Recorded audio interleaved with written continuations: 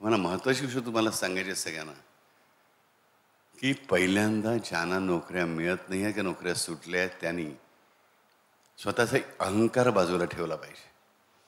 90% ठिकाणी काय गोष्ट घडते, आम्हाला आधी महिन्याला 1,00,000 मिळत होते, आता आम्हाला तेवढेच मिळाले पाहिजे किंवा जास्त मिळाले पाहिजेत, ह्या अटी घेऊन आम्ही नवीन नोकरी शोधायला लागतो आणि मिळत नाही.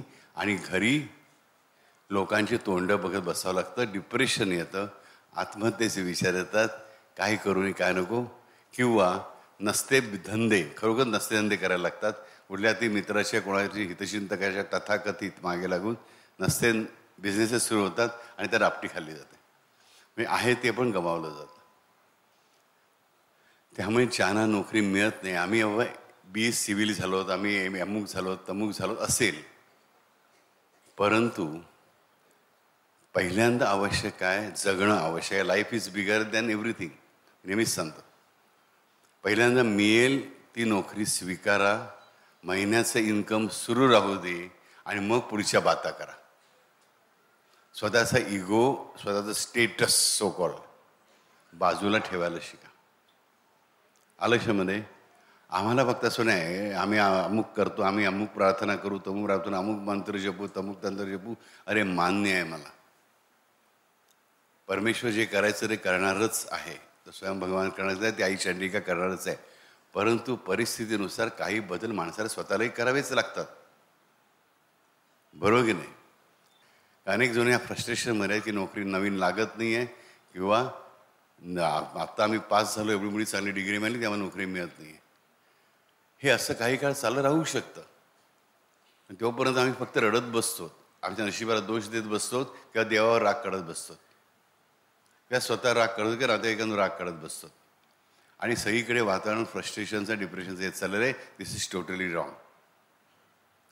तुमच्या जेवढी हवी याची अपेक्षा आहे त्या अपेक्षेची नोकरी मिळत नसेल तर जी कमी कमी पगाराची मिळते ती पहिल्यांदा स्वीकारा, स्वतःला बिझी ठेवा.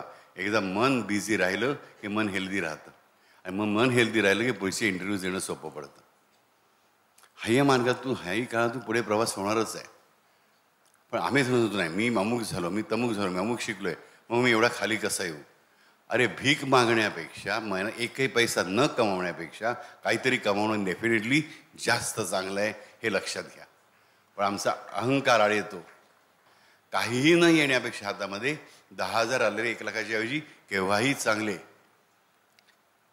आणि परत काय होतं, एक नोकरी सुटल्यानंतर तुम्ही दुसऱ्या नोकरीसाठी इंटरव्ह्यूला जाता, त्या मधले 6 महिने 1 वर्ष 2 वर्ष तुम्ही काय केलं, म्हणजे या विचारात काही केलं नाही म्हटल्यानंतर तिकडे तुम्हाला मार्क 100 मधले 50 वजा झालेले असतात.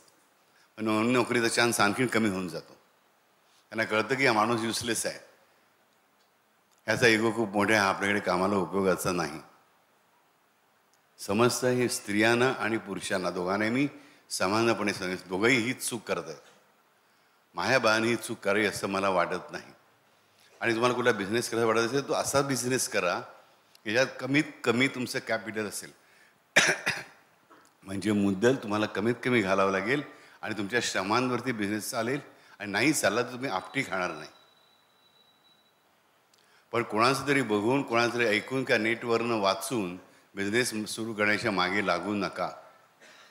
जीवन प्रॅक्टिकल विचारांनीच जगलं जाऊ शकतं, आलक्ष्यामध्ये.